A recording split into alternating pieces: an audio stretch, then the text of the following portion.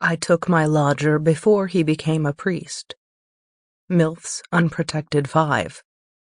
Reading Erotica MILF Erotica. Written by Tori Westwood. Narrated by Edie Olliver. I took my lodger before he became a priest. Milfs Unprotected 5. Not bad, I said, nodding slowly as I looked upon my lodger Peter in his religious regalia. He wore a long black robe with his white collar at the top and a set of rosary beads around his neck. How does it feel? Kind of uncomfortable. He fidgeted, staring into the long mirror in the corner of his bedroom. Maybe it'll look better when you have everything around you all religious-like? Peter scrunched his brow and looked at his reflection. How do you mean? You know, when you're in the church being all churchy. Gee, thanks. You'll be fine. You look good. I wasn't lying. Peter was a tall, muscled guy, and it was a damn shame that he was removing himself from the gene pool like this. No woman would ever get to touch him again. That seemed the greatest sin of all. I pinched at his shoulders. Come on, I said. Let's head down to St. Martin's and take some photos.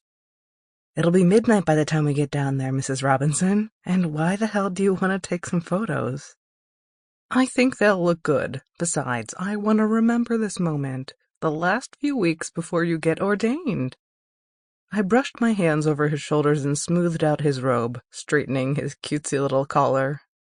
Come on, I said. I'll drive. The time doesn't bother you? God's house is always open, I mocked. He smiled back. He couldn't argue there. We took the drive over to St. Martin's with Peter sat uncomfortably beside me in the front seat.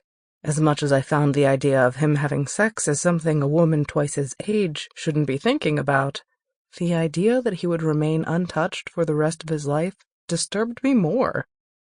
The church was something I would never discourage, but I feared Peter didn't know the full extent of what he was doing. He'd been through seminary school and taken an unnatural shine to religion ever since his parents had separated.